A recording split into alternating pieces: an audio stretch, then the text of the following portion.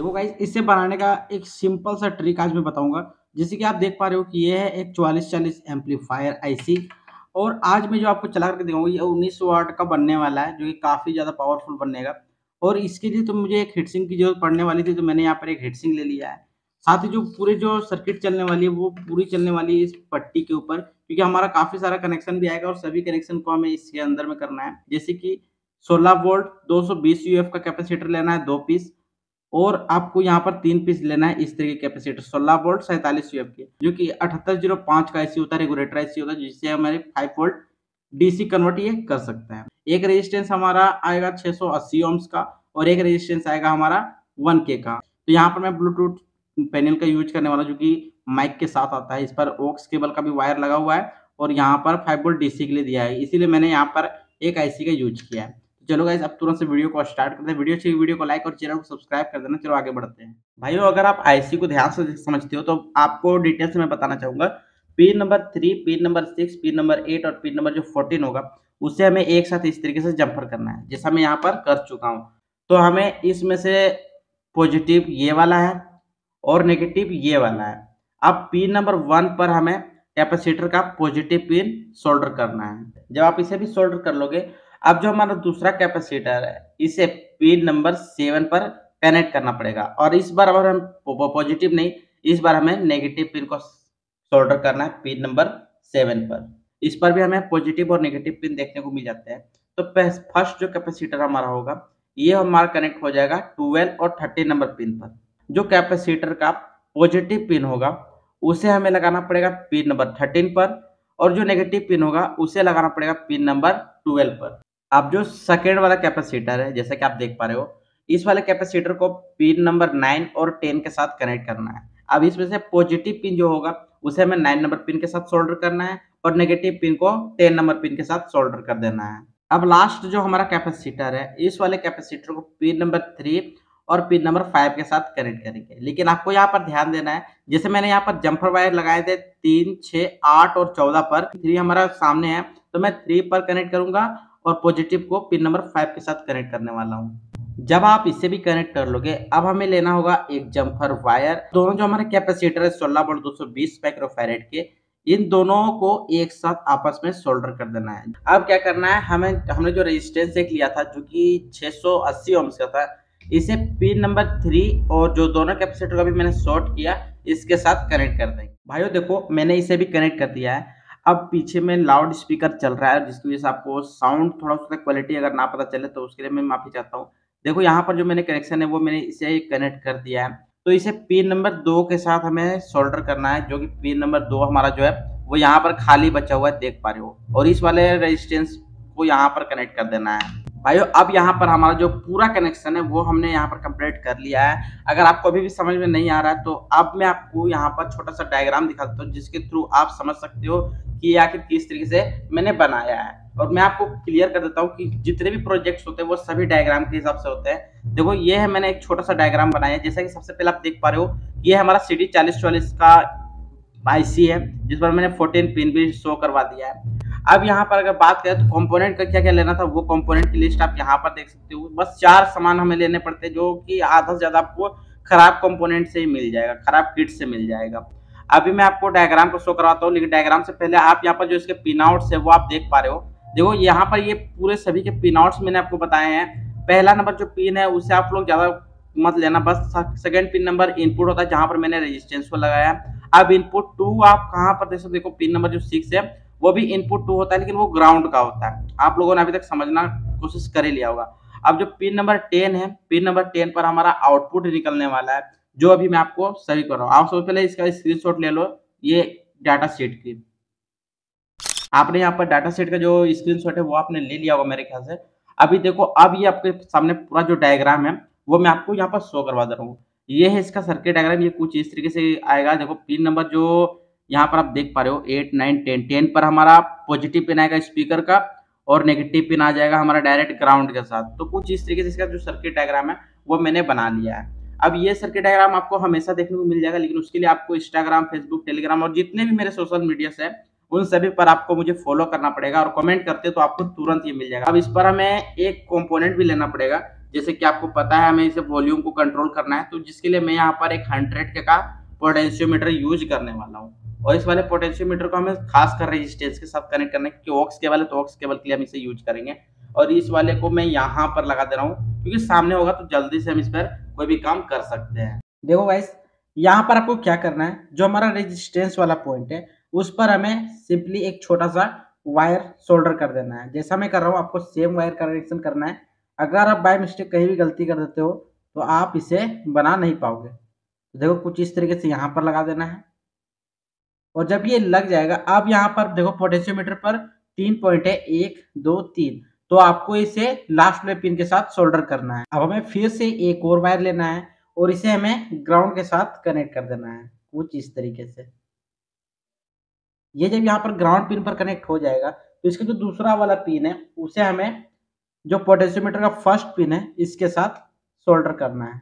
अगर आप इसे यहाँ पर कनेक्ट नहीं करते हो तो आप इसकी बॉडी पर कहीं पर भी टच कर सकते हो, क्योंकि ये टोटल ग्राउंड होता है।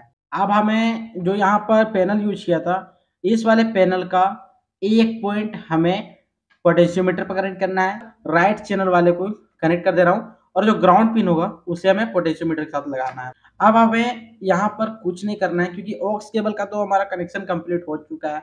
अब यहाँ पर हमें इनपुट देना है और आउटपुट के लिए स्पीकर के लिए वायर निकालना है। अब हमारा जो पैनल है, पैनल काफी ज्यादा बड़ा है, तो पैनल को यहाँ पर हमें साइड पर लगाना पड़ेगा। तो इसे मैं यहाँ पर लगा दूंगा कुछ इस तरीके से, लेकिन अभी नहीं, इसके लिए हमें कुछ और भी सामान लगाने होंगे। जैसे कि एक तो हमने जो आईसी यूज किया था उस आईसी को लगाना पड़ेगा, जैसे कि ये वाली आईसी है, क्योंकि हमारा जो एम्पलीफायर है ये हमारा 12 वोल्ट पर काम करने वाला है, और हमारा जो मॉड्यूल है वो 5 वोल्ट पर काम करता है। तो 7805 का जो आईसी हम यूज करेंगे तो इससे हमें 5 वोल्ट आउटपुट भी मिल जाएगा और 12 वोल्ट इनपुट भी मिल जाएगा। देखो गाइस, ये जो आईसी है, आईसी के ऊपर हमें एक जम्पर वायर कनेक्ट करना पड़ेगा, जो कि होने वाला है इसका मेन ग्राउंड। और ग्राउंड वाले को इसलिए मैं एक्स्ट्रा कनेक्ट कर रहा हूँ, क्योंकि यहाँ से हम इसे 12 वोल्ट इनपुट भी दे सकते हैं और आउटपुट भी हम यहीं से ले सकते हैं। इसके लिए मैं यहाँ पर कुछ इस तरीके से कनेक्ट कर दे रहा हूँ। जब ग्राउंड को भी आप कनेक्ट कर दोगे, अब एक हमें फिर से जम्पर वायर की जरूरत पड़ने वाली है छोटा सा, और इसे हमें कनेक्ट कर देना पड़ेगा इस पर, जो आईसी का पिन नंबर 1 होगा। अब आप बोलोगे भाई आप इसे क्यों लगा रहे हो, तो हमारा 12 वोल्ट जो इनपुट आएगा वो हमें इस पर भी देना पड़ेगा, और जो हमारा आईसी का 11 नंबर पिन है ये भी हमारा पॉजिटिव है, तो इसको और इसको हमें एक साथ शॉर्ट कर देना है। अब देखो ये जो दो पैनल के जो वायर है दो, एक नेगेटिव और दूसरा पॉजिटिव, तो ब्लैक वाला नेगेटिव है तो इसे हमें आईसी के पॉइंट पर लगाना है, जो मिडिल वाला पॉइंट है उस पर लगा सकते हो, क्योंकि ये टोटल ग्राउंड चलेगा, या आप यहाँ पर भी ऑक्स केबल पर भी यूज कर सकते हो। और जो रेड वाला वायर है ये हमारा पॉजिटिव है, तो इसे हमें आईसी के पिन नंबर 3 पर कनेक्ट कर देना है। तो ये देखो, ये हमारा जो मॉड्यूल का कनेक्शन है ये कंप्लीट हो चुका है। अब जो सिर्फ पॉजिटिव वाला वायर है उसे हमें यहाँ से यहाँ तक कनेक्ट करना होगा। तो स्पीकर को हम डायरेक्ट तो कनेक्ट नहीं करेंगे, जिसके लिए मैं यहाँ पर एक फीमेल कनेक्टर यूज करने वाला हूँ, जिससे हम स्पीकर को कनेक्ट कर सकते हैं। तो इसे हम यहाँ पर कुछ इस तरीके से हेडसिंग के ऊपर में ही लगा देंगे, क्योंकि ये काफी दूर रहेगा, तो ये आईसी पर भी टच करने पर कोई भी शॉर्ट सर्किट नहीं होगा। गाइस आप देखो, हमारा जो पूरा एम्पलीफायर है ये कंप्लीट हो चुका है। अब मैं इसे आपको टेस्ट करके दिखाने वाला हूँ, लेकिन सबसे पहले हम बात करें आखिर आप इस पर कितने इनपुट दे सकते हो, जो कि होगा स्पीकर का। तो यहाँ पर देखो, आप मैक्सिमम 100 वाट तक आप इस पर लोड दे सकते हो, इसकी गारंटी मैं लेता हूँ। लेकिन अगर आपको साउंड क्वालिटी अच्छा चाहिए सिर्फ बेस के लिए, तो देखो यहाँ पर मैंने 2 सब वूफर को कनेक्ट किया हुआ है। दोनों की जो वोल्टेज है और ओम्स है वो मैं दिखा देता हूँ। इसकी आप देख सकते हो 6 ओम्स और 8 वोल्ट का है।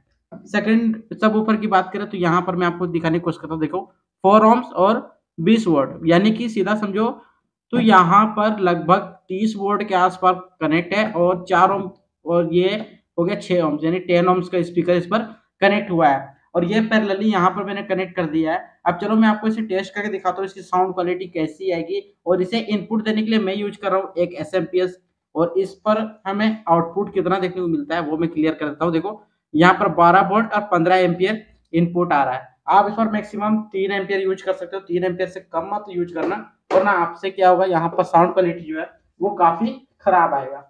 तो मैं इसे यहाँ पर कनेक्ट कर रहा हूँ और यहाँ पर मैंने क्या किया है, सिंपली एक छोटा सा कनेक्टर को मैंने कनेक्ट कर दिया जो कि 9 वोल्ट वाला था। मैंने 9 वोल्ट से ट्राई किया था लेकिन ज़्यादा साउंड नहीं आ रहा था, तो मैंने इसे चेंज कर दिया। अभी इसके प्लस और माइनस पर हमें जो केबल है उसे लगा देना है। तो ये हो गया प्लस और ये है हमारा इसका माइनस। अभी मैं इसे जो इसका पावर है उसे मैं दे दे रहा हूँ, स्टार्ट कर रहा हूँ। यहाँ पर मैंने पावर को स्टार्ट कर दिया। आप देख सकते हो ब्लूटूथ का जो साइन है वो हमें यहाँ पर देखने को मिल गया है। तो मैं यहाँ पर एनसीएस म्यूजिक को प्ले करने वाला हूँ जो हमारे इस पेन ड्राइव पर है। तो मैं यहाँ से पहले इसे कनेक्ट कर लेता हूँ।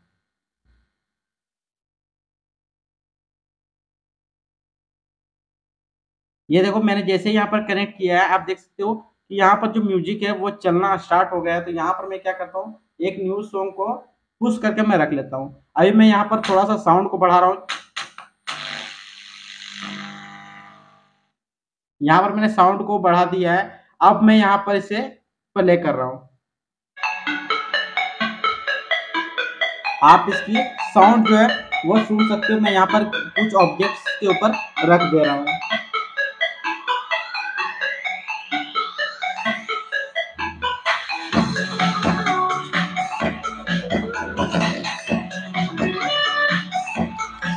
आप देख सकते हो यहाँ पर इतना ज्यादा इसका साउंड है कि यहाँ पर जो स्पीकर है वो काफी ज्यादा वाइब्रेट कर रहे हैं। और आप इसकी जगह पे बड़े बड़े स्पीकर्स भी यूज कर सकते हो। आईसी की बात करें तो यहाँ पर ज्यादा हीटिंग नहीं है। इस वाले आईसी की बात करें, ये भी काफी ज्यादा हीट नहीं हो रहा है। तो यहाँ पर अब मैं आपको इसका जो साउंड क्वालिटी है अब वो मैं रेगुलर आपको चला करके दिखाने वाला हूँ।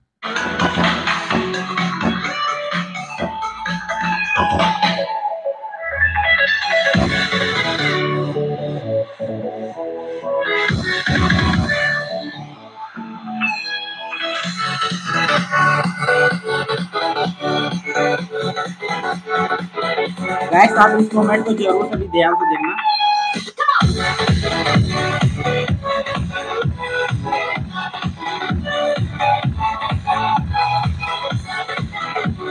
गाइस आप यहाँ पर देख सकते हो इसकी जो वाइब्रेशन का ऑप्शन है उसे आप चेक करो। ये अभी मैंने साउंड को कम कर दिया, फिर भी देखो इसकी जो वाइब्रेशन है वो कितनी ज्यादा है, देख सकते हो आप अच्छी तरह से। ये देखो, और जब साउंड को फुल करते हैं, पहले म्यूजिक को चेंज मैंने कर दिया है, अभी आप देखो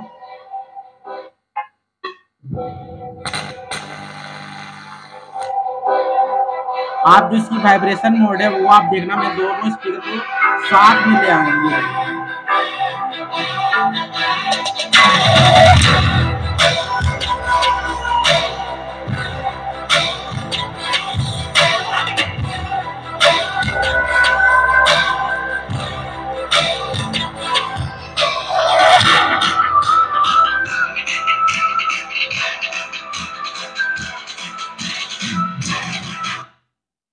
भाइयों अब आप मुझे यह बताओ, आपको ये एम्पलीफायर बनाना चाहिए या नहीं बनाना चाहिए?